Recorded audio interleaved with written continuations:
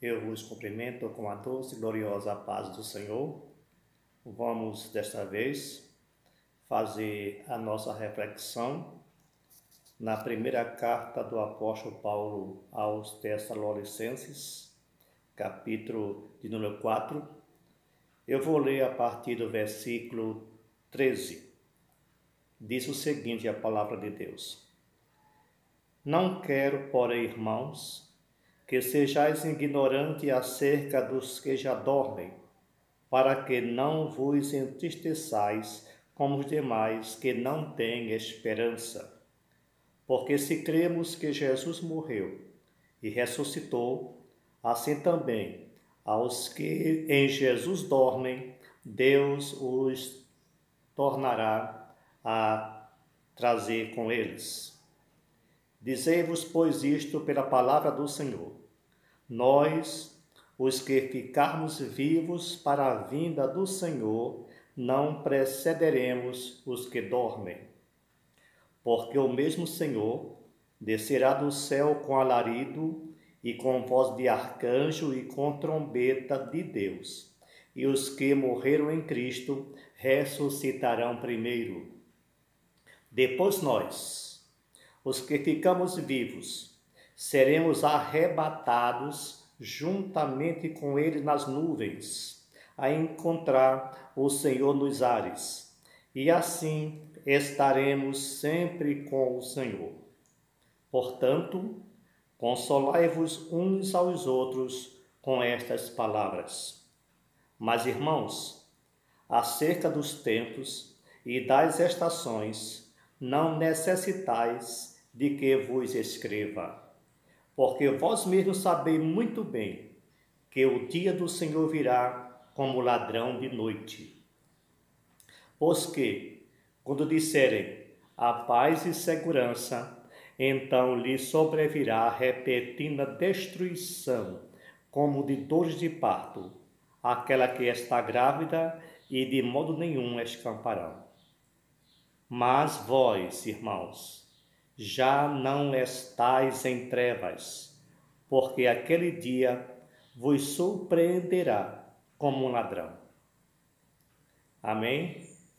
Eu gostaria de falar hoje a respeito da igreja, o arrebatamento e a grande tribulação. Este é o texto mais completo que, na minha visão, fala a respeito do arrebatamento da igreja, que é um fato notório, é real, entre todos aqueles que creem no Senhor Jesus Cristo. Muito embora haja algumas controvérsias a respeito da igreja na grande tribulação, e eu vou tentar desmistificar de uma forma assim bem sucinta, bem simples, a respeito desse fato. O que nós observamos é que claramente o apóstolo Paulo está consolando a igreja de Tessalônica sobre o arrebatamento da igreja do Senhor Jesus Cristo. Isso é muito claro. Nós seremos arrebatados. Há aqueles que defendem um arrebatamento visível, todos vão ver. Aqueles que creem que a igreja não será arrebatada. Existe aquela corrente que diz que a igreja irá ser arrebatada antes da grande tribulação. Outros dizem que a igreja vai ser arrebatada no meio da grande tribulação. Outros dizem que ela vai ser arrebatada após a grande tribulação. Eu vou expor o meu ponto de vista baseado na santa palavra de Deus. Primeiro, que nós vamos ser arrebatados, nós já vimos. Os sinais do arrebatamento, nós também sabemos. Está na palavra de Deus.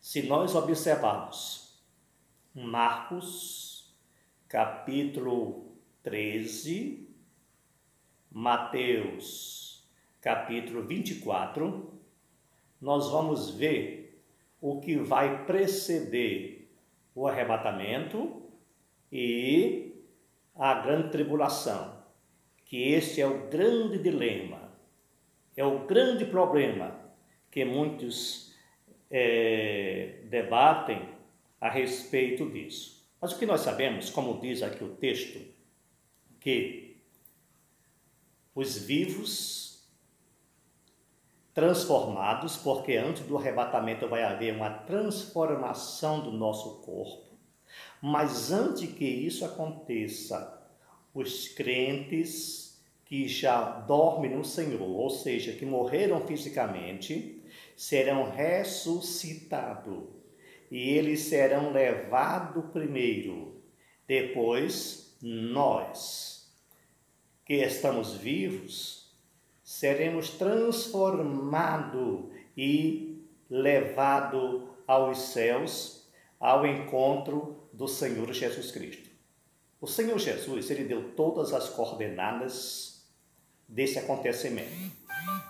A data, ele não determinou, mas o momento, as evidências, ele demonstrou para todos nós.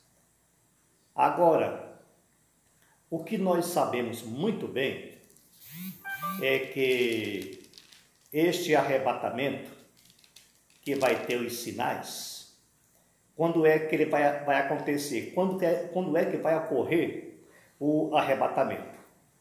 Antes da grande tribulação? No meio? No final? Vamos tentar desvendar isso. Quando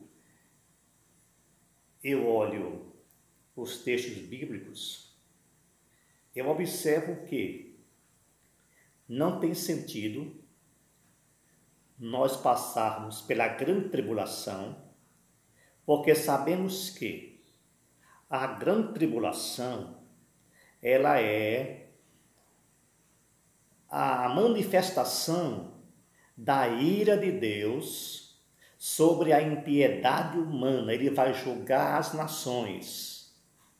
A grande tribulação é algo tão terrível que nunca houve sobre a face da terra.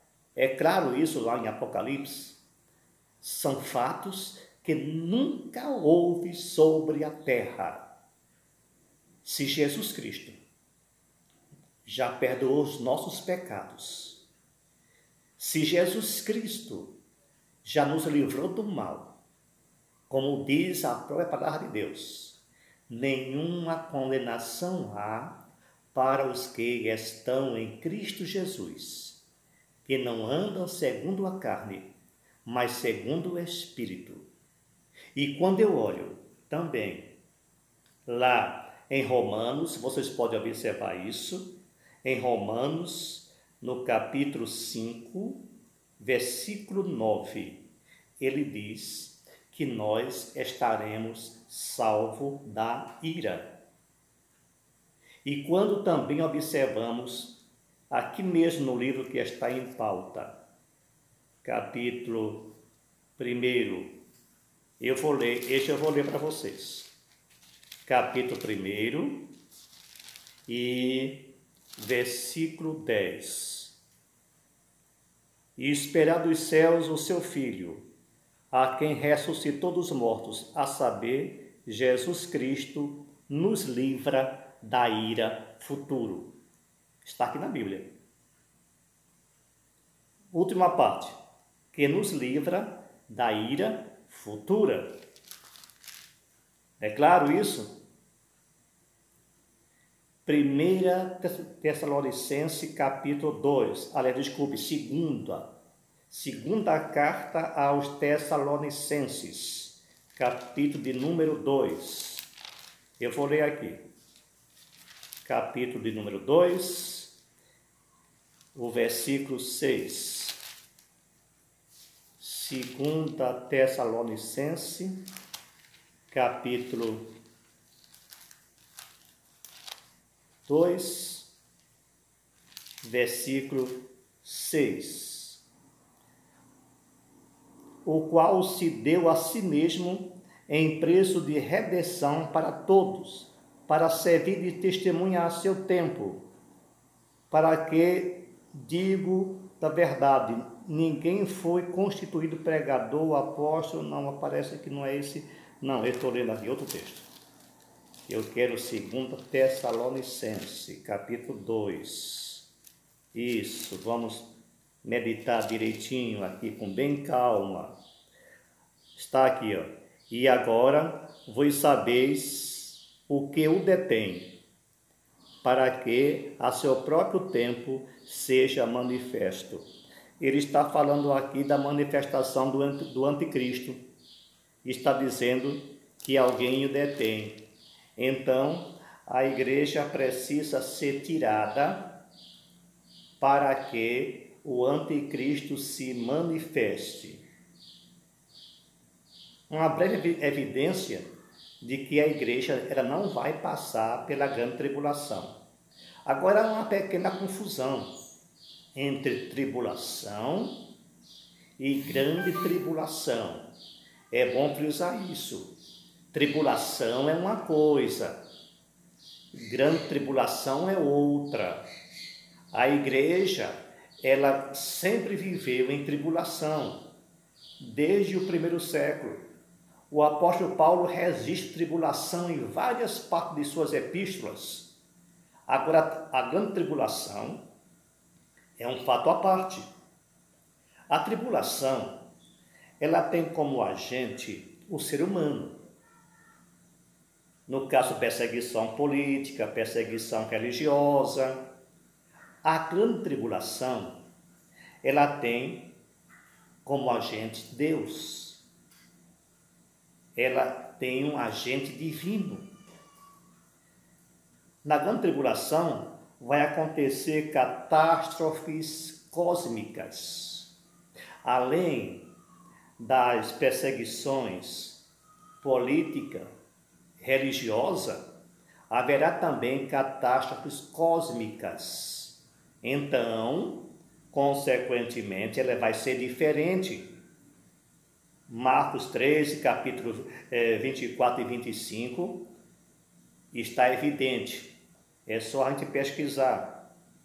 Os defensores de que a igreja vai passar pela grande tribulação, chamado de os tribulacionistas, eles mostram algumas evidências. Um dos argumentos dele é que Deus não vai poupar a igreja porque a igreja do primeiro século, ela foi perseguida, ela foi torturada, isso é evidente, isso aconteceu mesmo. Os crentes eram levados para a arena, eram mortos. Os crentes serviam de tocha para iluminar a cidade, eram queimados vivos. Os apóstolos foram torturados e mortos. Aí eles argumentam: nós não somos melhor do que os crentes primitivos. Se Deus não poupou eles, por que pouparia a nós? Agora nós temos que observar que estamos vivendo em contextos diferentes. São outros contextos. A igreja realmente passou por perseguição, a igreja do primeiro século, mas ali era um outro contexto. A questão aí é propósito. O propósito de Deus, qual é o propósito de Deus na grande tribulação? O julgamento. julgamento, a ira de Deus sobre os incrédulos.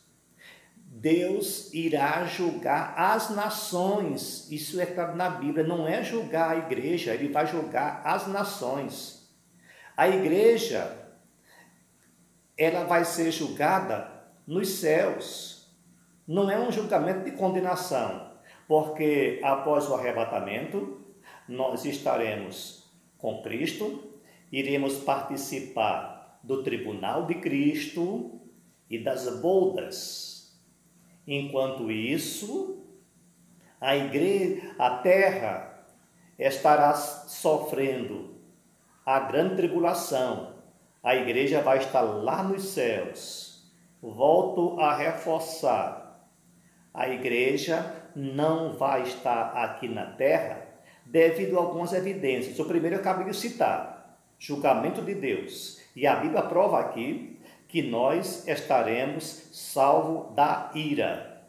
Eu selecionei só esse texto, mas tem vários textos que mostram que nós estaremos livres da condenação. Outra evidência de que nós não vamos estar lá. Quando a igreja for arrebatada, nos primeiros 3 anos e meio, as 2 testemunhas estarão pregando o evangelho na terra e fazendo sinais.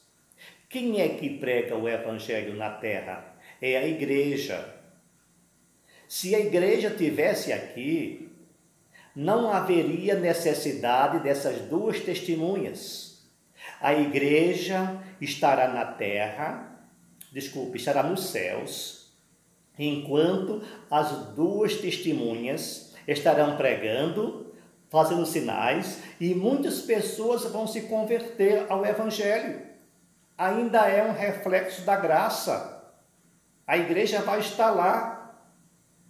Agora, alguém pode questionar por que é que a igreja não vai sofrer perseguição? Perseguição vai sofrer sim.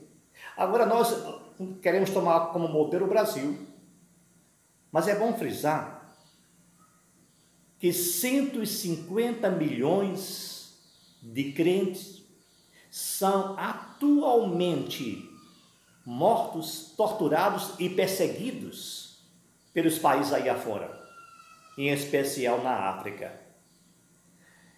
Eu fui informado há uns meses atrás que grupos opositores, eles chamam de terroristas, não sei, invadiram a igreja na Nigéria, torturaram e mataram o crente. E o governo fez sinal de indiferença. Isso não é perseguição? 150 milhões de crentes são perseguidos atualmente, mais do que na igreja primitiva. Isso é tribulação. Agora não vamos confundir tribulação com grande tribulação, isso é claro. Outro argumento vai ser ao toque da última trombeta. Não vamos também misturar as coisas. A última trombeta que se refere à Bíblia não é o toque das trombetas de Apocalipse. Ali são trombetas de juízo. Ao estrungir da última trombeta convocando a igreja, tem com base Êxodo 19:16. Porque naquela ocasião, quando Moisés queria juntar a igreja, a Israel, nesse caso não é mais a igreja, quando Moisés queria juntar Israel, tocava-se trombeta, era chamada para convocação, para reunião. A última trombeta vai ser tocada para reunir a igreja. Então é uma sequência. Ela tocava no deserto para convocar o povo. Ela vai ser tocada nos ares para convocar a igreja, para o chamamento da igreja. Não vamos confundir as coisas. Não é a última trombeta de Apocalipse, não. Isso é querer forçar a barra para dizer que a igreja vai passar pela grande tribulação. Então, que cada crente, que cada servo possa meditar nessas evidências. Se você concorda, vai digitar um amém. Se não concorda, você expõe o seu ponto de vista, porque é liberdade de expressão. Diga como é que você pensa, exponha o seu pensamento e juntos nós estaremos debatendo, aprendendo e estudando a gloriosa palavra de Deus. Independente de que posição nós estaremos, nós iremos estar com Cristo com certeza, basta ser crente. Amém? Que Deus vos abençoe.